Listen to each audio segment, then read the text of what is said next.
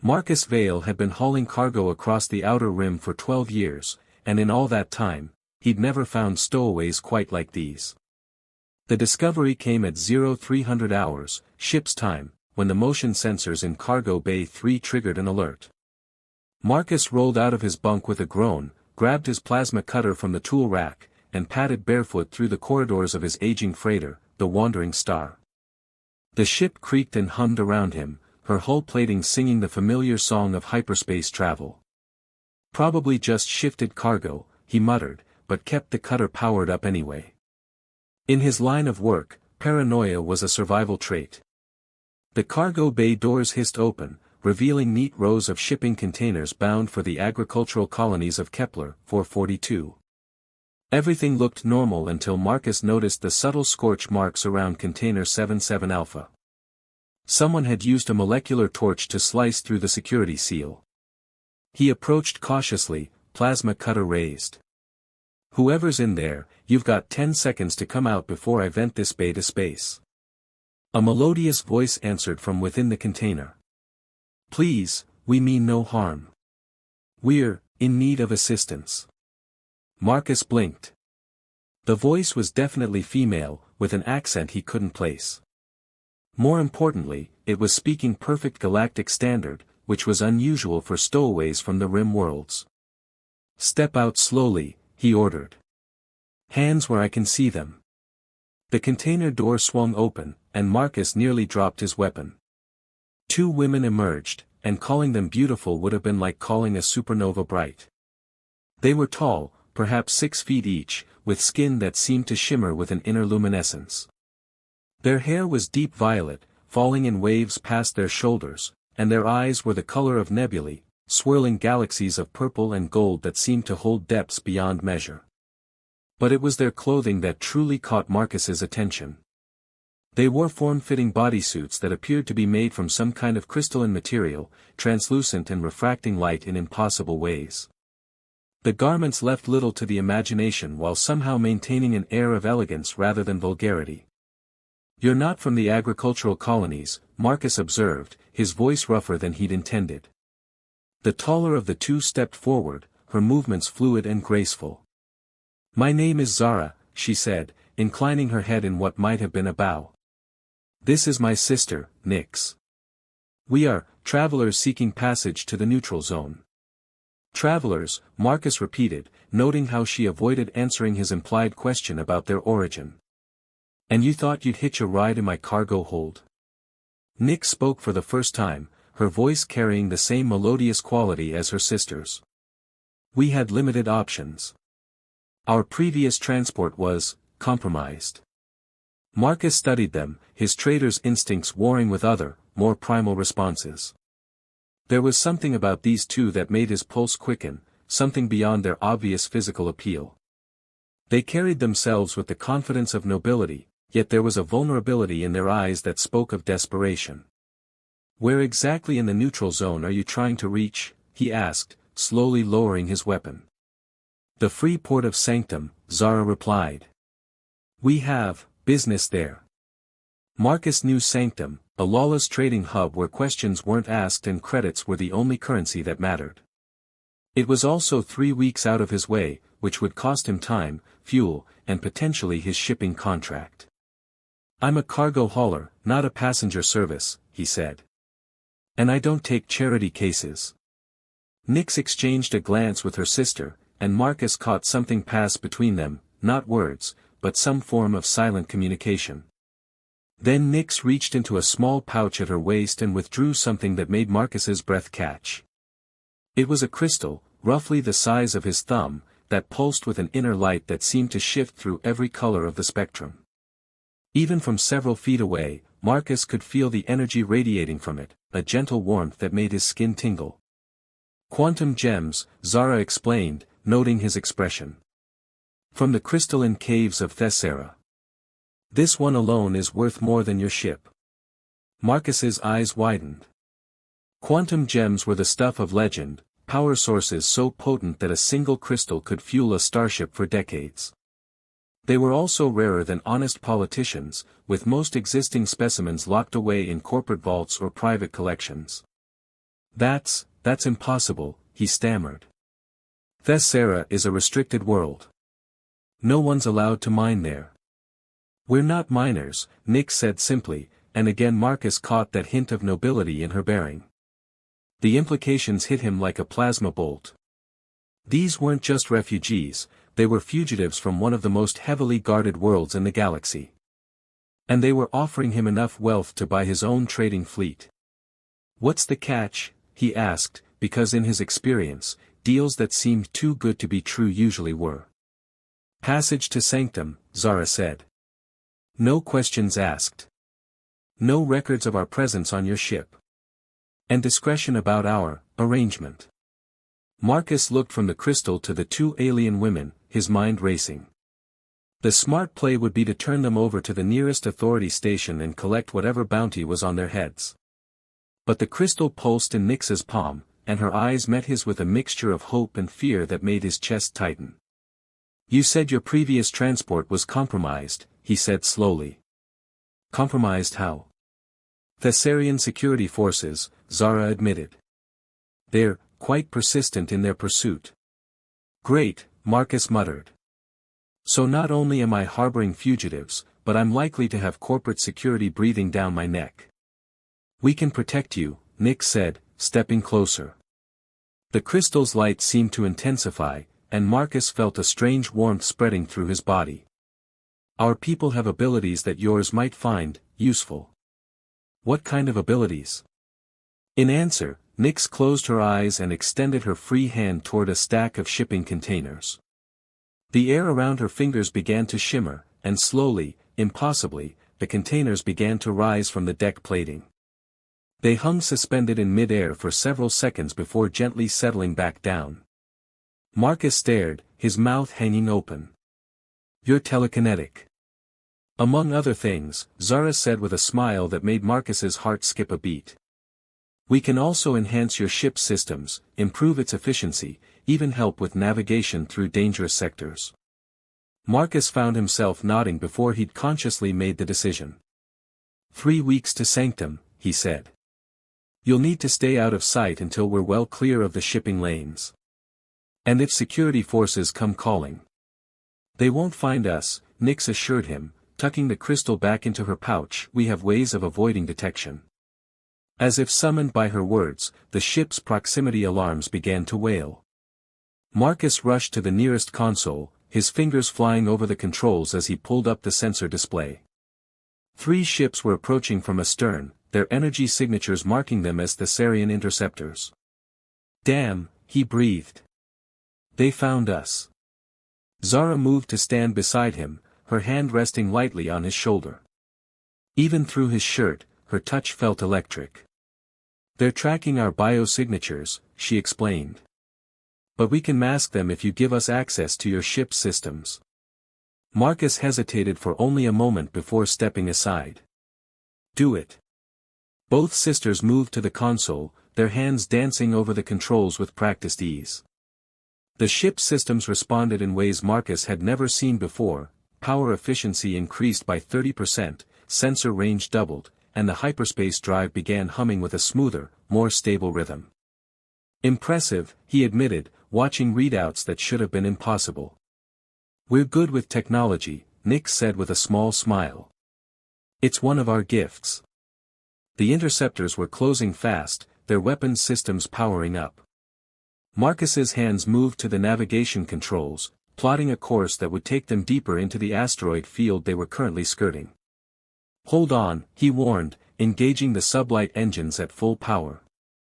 The wandering star shot forward, weaving between massive chunks of space debris with precision that surprised even Marcus. The ship was responding better than it ever had, turning tighter, accelerating faster. Whatever the sisters had done to his systems, it was working. They're still following, Zara observed, watching the tactical display.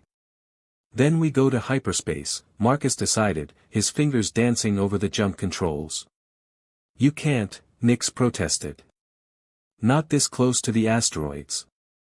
The gravitational interference will tear us apart. Marcus grinned, feeling more alive than he had in years. Watch me.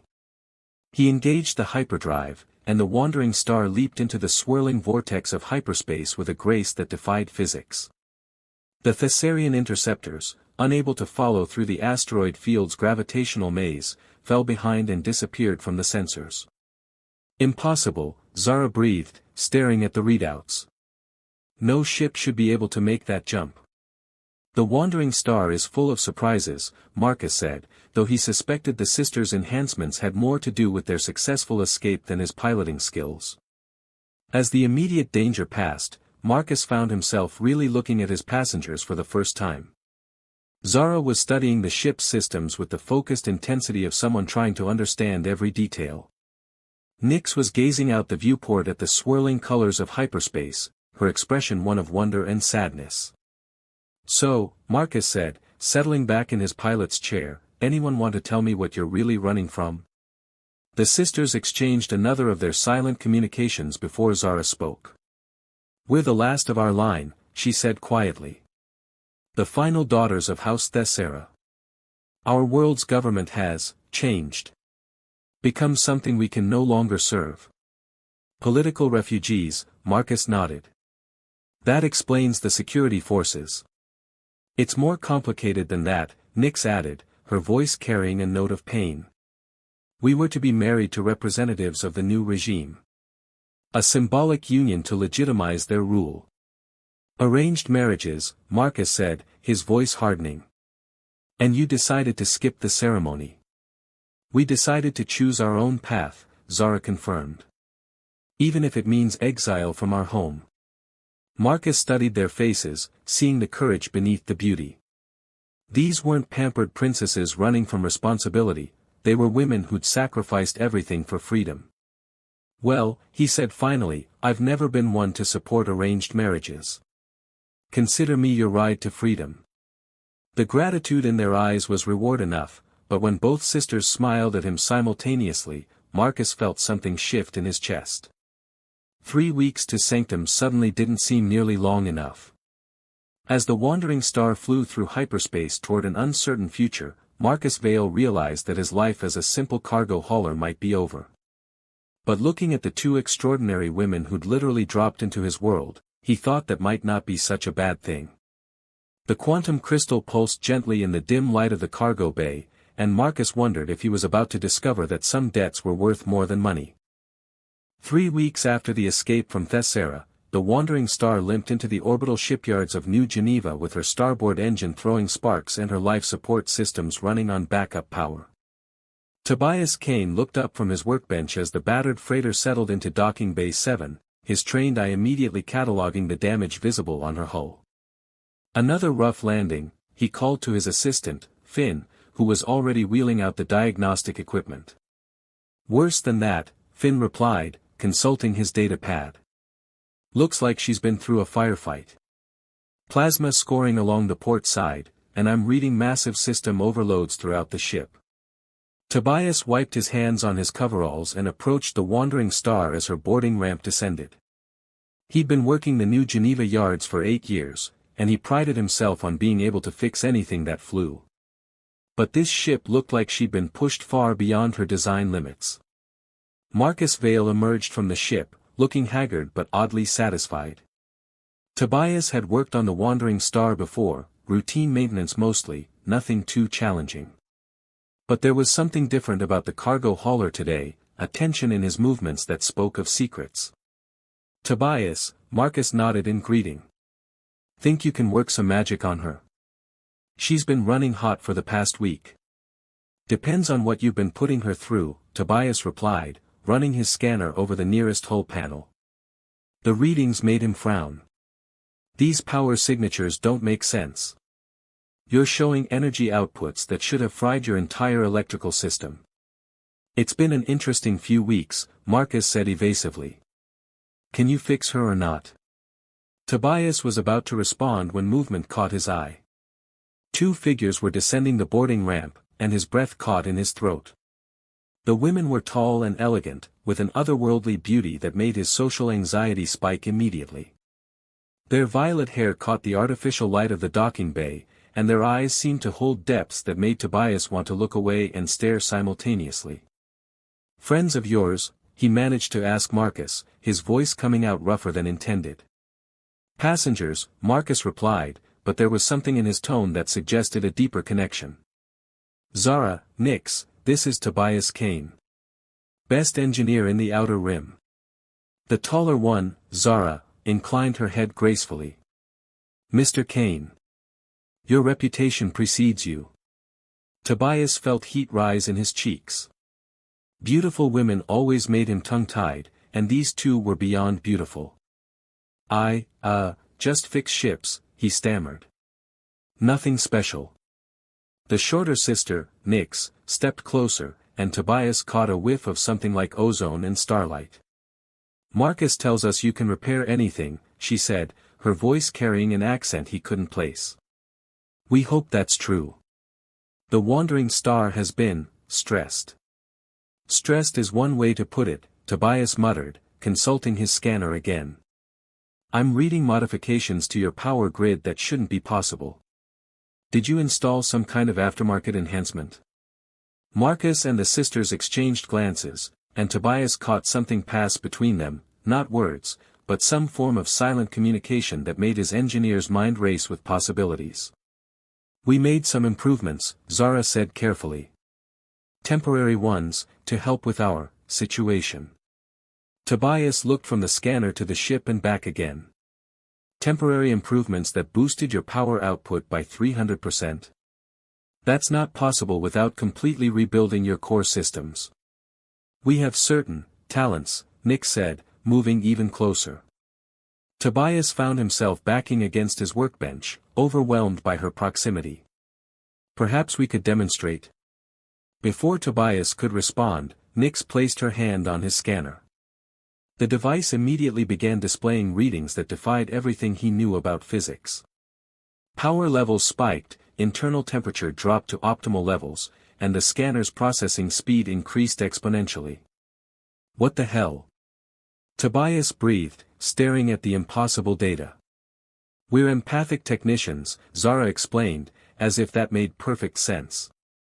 We can interface with mechanical systems, enhance their performance, help them reach their full potential. Tobias looked at his scanner, then at Nix's hand still resting on its surface. That's impossible. You're somehow directly manipulating quantum fields at the molecular level. Is it so different from what you do? Nix asked, her eyes meeting his. You take broken things and make them whole again. You understand machines in ways others don't. You have an intuitive connection to technology that goes beyond mere training. Tobias felt something shift inside him at her words. All his life, people had called him weird for the way he could sense what was wrong with a machine before running diagnostics, for the way he could coax performance from systems that should have failed. He'd always assumed it was just experience, but looking into Nix's swirling eyes, he wondered if there might be more to it. Show me, he said, surprising himself with his boldness. Show me how you do it. Nix smiled, and the expression transformed her face from merely beautiful to radiant. Give me your hand.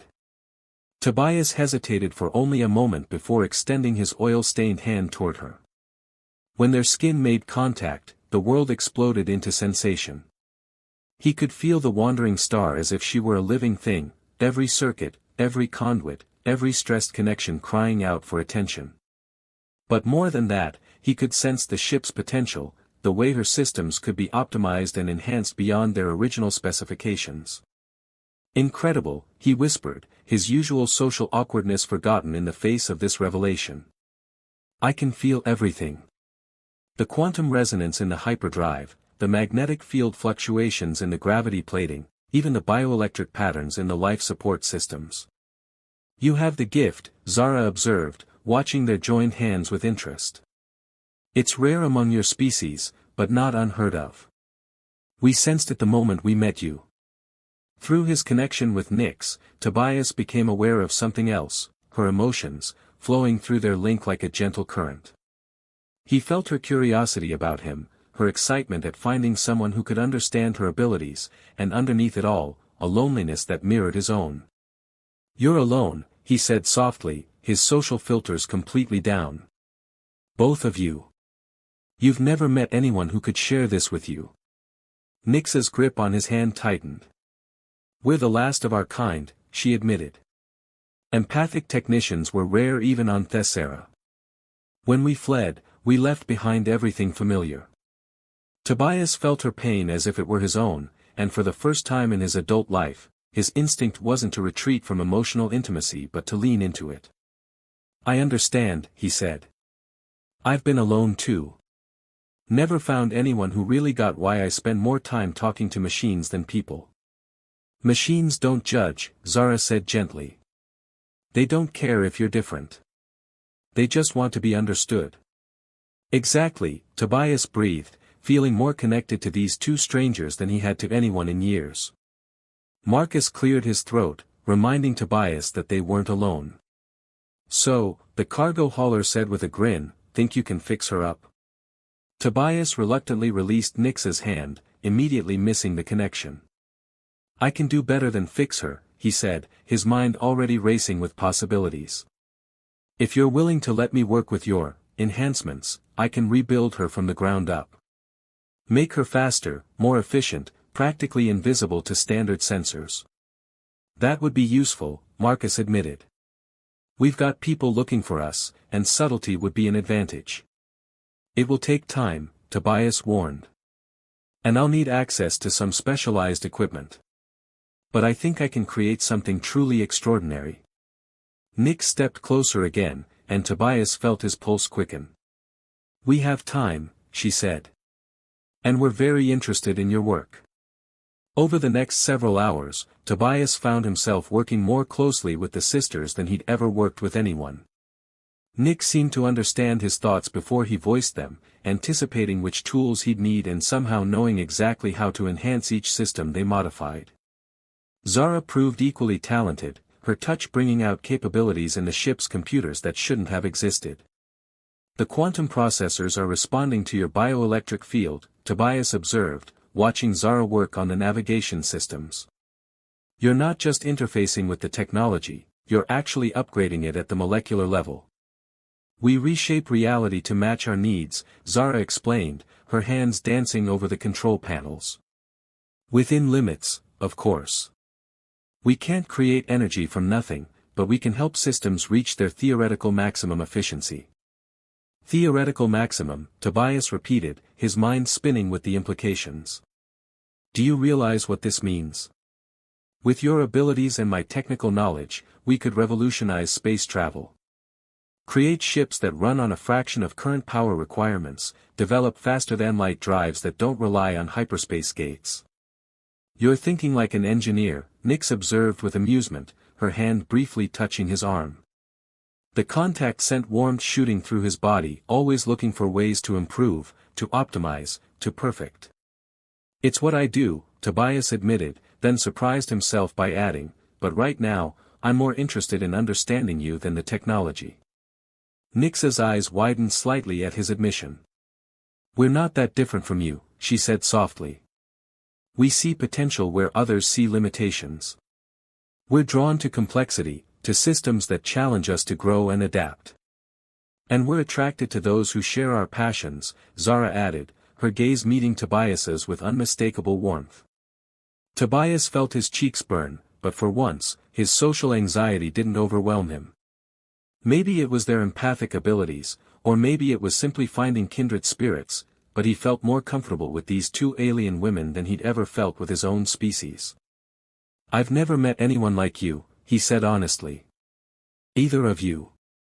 Nor we you, Nyx replied, moving closer until he could feel the warmth radiating from her skin.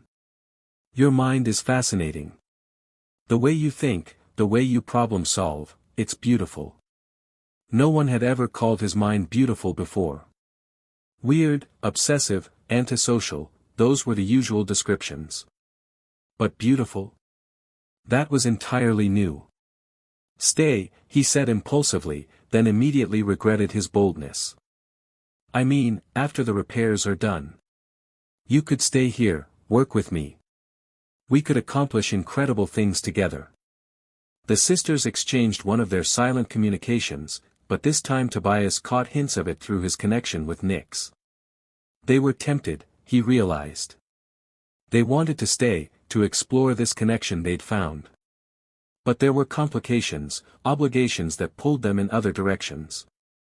"We have responsibilities," Zara said finally. "People depending on us, promises to keep." "But we're not leaving tomorrow," Nyx added, her hand finding his again. "The repairs will take weeks, won't they?" Tobias nodded, not trusting his voice. Weeks might not be enough to fully explore what was happening between them, but it was a start. As the station's artificial day cycle began to dim, Marcus announced he was going to find lodging for the night. "You three seem to have things well in hand," he said with a knowing smile. "Try not to rebuild my entire ship while I'm gone." After Marcus left, the intimacy in the workshop became almost tangible. Tobias found himself working closer to Nyx than professionally necessary, their hands brushing as they shared tools, their bodies gravitating toward each other as they bent over circuit boards and quantum processors. "Your emotional patterns are intriguing," Nyx said suddenly, her voice soft in the quiet workshop. "Most humans radiate anxiety around us, but you're calm. Content. I feel like I can be myself around you," Tobias admitted. "No pretense, no trying to be someone I'm not." "And who are you, Tobias Kane?" she asked, turning to face him fully. He met her gaze, seeing swirling galaxies in her eyes. "Someone who's been waiting his whole life to find someone who understands." Nyx smiled, and Tobias felt his heart skip a beat. "Then we have much to learn about each other," she said, her hand reaching up to touch his cheek. As their lips met in a kiss that tasted like starlight and possibility, Tobias realized that some discoveries were worth more than all the technical innovations in the galaxy. And for the first time in his life, he wasn't thinking about machines at all. The Crimson Nebula stretched across space like a wound in reality itself, its roiling clouds of superheated gas and exotic matter creating navigation hazards that had claimed more ships than any pirate fleet in the Outer Rim. Raven Cross stood on the bridge of the newly upgraded Wandering Star, studying the sensor readings with the focused intensity that had made him the most sought-after stellar cartographer in 3 sectors. "Beautiful and deadly," he murmured, his dark eyes reflecting the crimson glow that painted the viewport. "Like most things worth finding." Behind him, Zara approached with the fluid grace that still took his breath away even after 2 weeks of working together. "The readings are consistent with our archives," she said, her melodious voice carrying a note of excitement. "The temple should be approximately 40,000 kilometers inside the densest part of the nebula." Raven turned to face her, noting the way the nebula's light played across her luminescent skin and violet hair. Over the past fortnight, as they'd traveled from New Geneva toward this forsaken corner of space, he'd found himself increasingly drawn to the alien princess. Not just her otherworldly beauty, though that was undeniable, but something deeper, a shared understanding of what it meant to be perpetually in motion, never quite belonging anywhere. "Your archives," he said, consulting his navigation charts. "Thessarian records from before the fall of your empire?" "Older than that," Nyx interjected from her position at the enhanced sensor array that Tobias had installed. "These are from the First Age, when our people still walked between dimensions freely." Raven raised an eyebrow. In the weeks since joining this unlikely crew, he'd learned that the sisters were far more than political refugees from a crystalline world. They were the last remnants of an ancient civilization that had once spanned multiple realities, beings whose very existence challenged everything he thought he knew about the universe. "So this temple we're looking for," he said, calling up a 3-dimensional hologram of the nebula's interior, "it's not Thessarian at all." "It's older," Zara confirmed, moving to stand beside him at the navigation console. Her proximity made his pulse quicken, though he tried to maintain his professional demeanor. "Built by our ancestors when they first learned to anchor their consciousness in physical forms. Inside, there should be essence containers, living repositories of knowledge and memory from our people. The last survivors of a dead civilization, seeking the wisdom of the even more dead," Raven observed with dark humor. "There's poetry in that." Marcus's voice crackled over the comm from the pilot's seat. "Hate to interrupt the philosophy lesson, but we've got problems. Long-range sensors are picking up 3 ships on an intercept course. Configuration matches corporate security vessels. Raven's expression hardened. They found us. Seemed inevitable, Tobias added from the engine room, his voice transmitted through the ship's internal communication system. Even with all our modifications, we're still flying a registered vessel. Eventually, someone was going to connect the dots. How long until they reach us? Zara asked, her earlier excitement replaced by grim determination. 6 hours, Marcus replied. Maybe 7 if we're lucky. Raven studied the holographic display of the nebula, his mind racing through navigational possibilities. We go in now, he decided. Deep and fast, before they can follow. The radiation levels will fry our shields, Nix warned. Even with our enhancements, the ship can't handle prolonged exposure to the nebula's core. It doesn't have to, Raven said, his fingers dancing over the navigation controls as he plotted a course that would have made lesser pilots weep. I've been mapping quantum currents and gravitational eddies for 15 years. There are safe passages through that chaos, but they're narrow and they shift constantly. You're talking about threading a needle while riding a hurricane, Marcus protested over the comm. Exactly, Raven grinned, feeling the familiar thrill that came with impossible challenges. Zara, I'll need you to enhance the navigation sensors. If we're going to survive this, I need to see every fluctuation in the local spacetime matrix. Without hesitation, Zara placed her hands on the sensor array. Immediately, the holographic display exploded with detail, streams of exotic particles, pockets of folded space, gravitational anomalies that created brief windows of stability in the chaotic maelstrom of the nebula's heart. Incredible, Raven breathed, seeing patterns in the chaos that he'd never been able to detect before. It's like watching the thoughts of a living entity. In a way, it is, Zara said softly, her eyes reflecting the swirling data streams. Nebulae like this one are often the remnants of ancient civilizations, entire star systems compressed into pure energy and consciousness. Raven looked at her with new understanding. Your people built the temple here because the nebula itself is sacred. Our ancestors chose their resting places carefully, she confirmed. The ship shuddered as they entered the nebula's outer edge, the crimson gases parting around their enhanced shields. Raven's hands moved across the controls with practiced precision, following the safe passage he could now see threading through the deadly radiation clouds. Corporate ships are maintaining pursuit, Nix reported. They're not entering the nebula. Smart of them, Raven muttered, banking the ship around a cluster of microsingularities that would have torn apart anything larger than a shuttle. They'll wait for us to come out. Assuming we survive to come out, Marcus added grimly. For the next 3 hours, Raven piloted the wandering star through passages that existed for mere minutes before shifting or collapsing entirely. Several times, they came within meters of catastrophic collision with invisible barriers of compressed spacetime. But Zara's enhancements to the sensors, combined with Raven's intuitive understanding of stellar phenomena, kept them threading through the impossible maze. There, Zara said suddenly, pointing at the display. The temple. Through the swirling crimson mists, Raven could make out a structure that defied easy description. It appeared to be carved from a single massive asteroid, but its geometry hurt to look at directly, walls that curved in directions that shouldn't exist, spires that seemed to phase in and out of visible reality. Dimensional architecture, Nix explained, noting his expression. It exists partially in our reality and partially in others.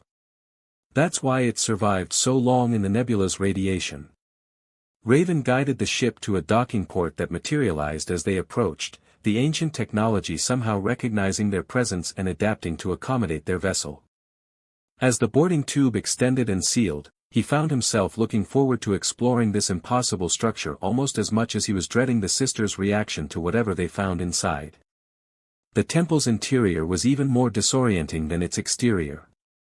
Corridors branched in multiple directions, some leading to chambers that were clearly larger than the structure that contained them. Bioluminescent panels provided light that seemed to respond to their presence, growing brighter as they approached and dimming as they passed. The essence chambers should be in the central sanctum, Zara said, consulting what appeared to be a crystalline map that projected holographic directions.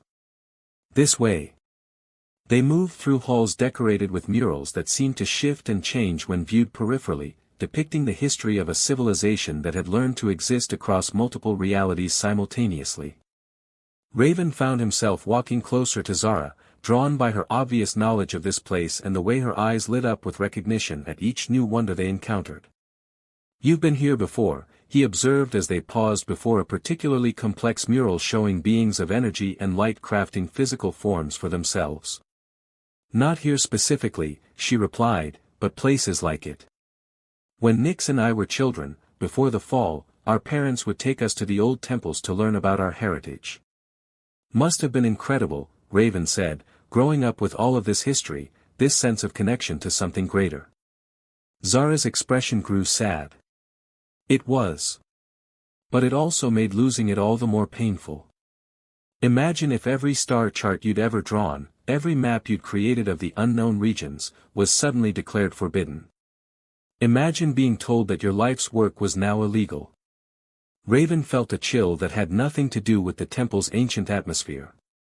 His star charts and navigation logs were more than just professional tools, they were his legacy, his contribution to the sum of human knowledge. The thought of losing them, of being forbidden to practice his craft, was almost unbearable. "I'm sorry," he said, reaching out to touch her arm. "I can't imagine how that must have felt." "Like being cut off from part of your soul," she said softly, then looked at him with an expression that made his heart race. "But working with you these past weeks, watching you navigate impossible passages, seeing the joy on your face when you discover new phenomena, it reminds me why I fell in love with exploration in the first place."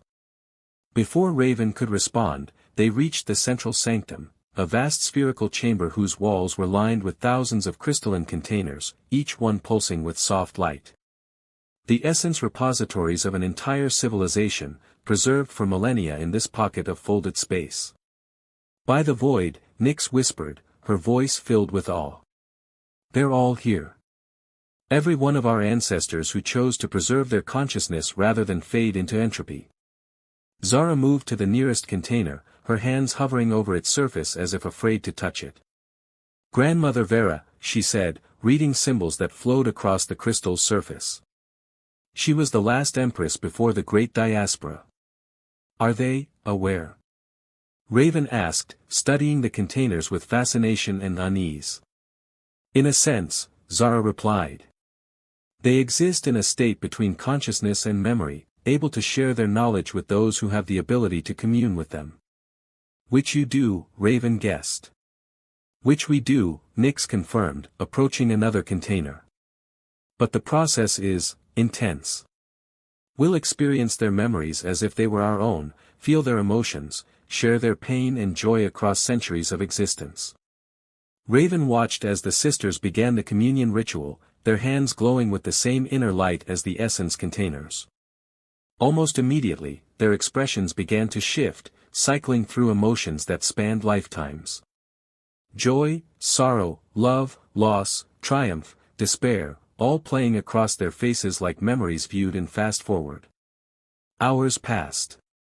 Raven found himself studying the murals and trying to understand the temple's impossible architecture while the sisters communed with their ancestors. Occasionally, one of them would gasp or cry out, their bodies trembling as they experienced memories that were eons old. Finally, as the temple's bioluminescent panels began to dim in response to some internal cycle, the sisters completed their communion.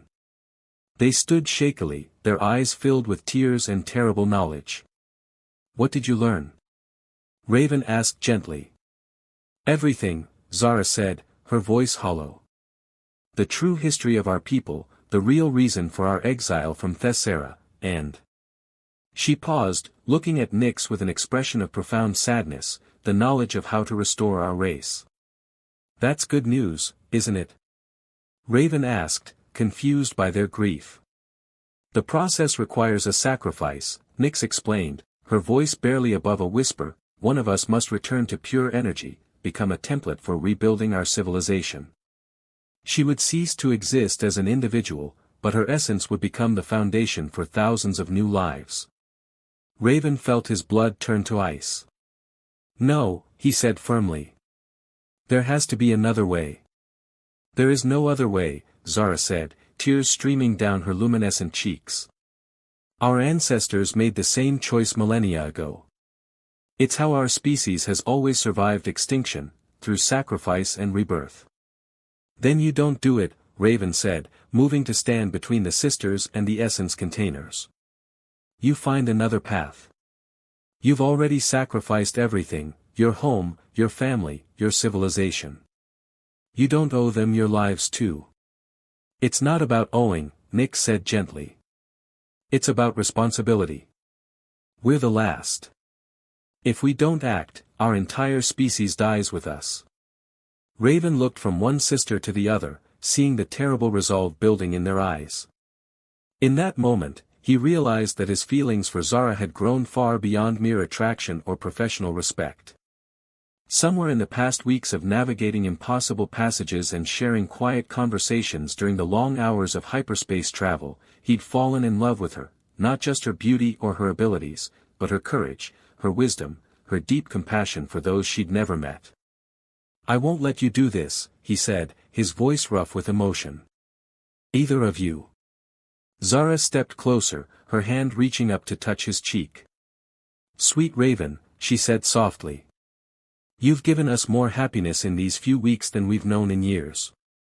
But this is our choice to make. Not without considering all the options, he insisted. Your ancestors' knowledge is thousands of years old. Technology has advanced, understanding has grown. Maybe there's a way to restore your people without sacrifice. The quantum matrices are unchanged, Nick said sadly. Consciousness cannot be created from nothing. It must be transformed from existing patterns. Then we find more of your people, Raven said desperately. There have to be others who escaped, other refugees scattered across the galaxy. We've searched, Zara said. For years, we've followed every lead, investigated every rumor. We are truly the last. Raven stared at her, seeing the truth in her swirling eyes. But he also saw something else, love, genuine and deep, reflected back at him. Zara, he said, his voice breaking slightly, I love you. I know we've only known each other for a few weeks, but I love you. Please don't ask me to watch you die. Her breath caught, and for a moment, the terrible resolve in her expression wavered. Raven. And I love you too, he said to Nyx, meaning it completely, both of you. You've brought wonder back into my life, shown me that there are still mysteries worth solving and beauty worth protecting. Don't take that away from me. From us. The sisters exchanged one of their silent communications, but this time Raven could see the conflict in their expressions. They were torn between duty and desire, between the needs of their extinct civilization and the love they'd found with the humans who'd become their chosen family. The temple will remain, Zara said finally. The essence containers will wait. Perhaps we can search a little longer. Explore more options. Use the knowledge your ancestors shared to find new possibilities, Raven agreed, hope flooding through him. And if the day comes when you truly have no choice, I'll support whatever decision you make. But not today. Not yet. Nyx smiled through her tears. Such stubborn creatures, humans. Never accepting that something is impossible. It's our best quality, Raven said, pulling both sisters into an embrace that felt like coming home after a lifetime of wandering. As they prepared to leave the temple, Raven downloaded as much data as his equipment could handle, stellar cartography of regions beyond the known galaxy, maps of dimensional intersections, navigation charts for realities that existed parallel to their own. The sisters were right that their civilization's knowledge was vast, but they were wrong about it being static. Combined with human innovation and determination, who knew what new possibilities might emerge? The journey back through the nebula was harrowing but successful, the corporate security ships having finally given up their vigil and departed for easier prey. As the wandering star emerged from the crimson clouds into normal space, Raven felt a profound sense of completion, not the end of their story, but the beginning of something larger. That night, As the ship traveled through hyperspace toward their next destination, Raven found himself on the observation deck with Zara, watching the swirling colors of hyperspace paint impossible patterns across the viewport. "Regrets?" she asked, settling beside him with the casual intimacy that had developed between them. "About what?" "Falling in love with aliens who might disappear tomorrow to save a species you've never met." Raven considered this seriously. "No regrets," he said finally. "Love is always a risk. At least with you, it's a risk worth taking." Zara leaned against his shoulder, her warmth seeping through his shirt. "You know, in all our ancestors' memories, in all their vast accumulated knowledge, there was one thing conspicuously absent." "What's that?" "Hope," she said softly. "They preserved their wisdom, their techniques, their entire cultural heritage. But they never learned to hope for something better than mere survival." Raven pressed a kiss to the top of her head, breathing in her unique scent of starlight and possibilities. "Then it's a good thing they have us to teach them." As the wandering star flew through hyperspace toward an uncertain future, carrying within her hull the last hope of an ancient civilization and the beginning of something entirely new, Ravencross realized that some navigational charts couldn't be drawn in advance. Some destinations could only be reached by following your heart into the unknown and trusting that love would light the way. In the crimson glow of the nebula behind them, the temple waited in its pocket of folded space, its essence containers pulsing with patient light. The ancestors would wait a little longer. They had eternity, after all. But love, Raven knew, was measured in moments. And he intended to make every moment count.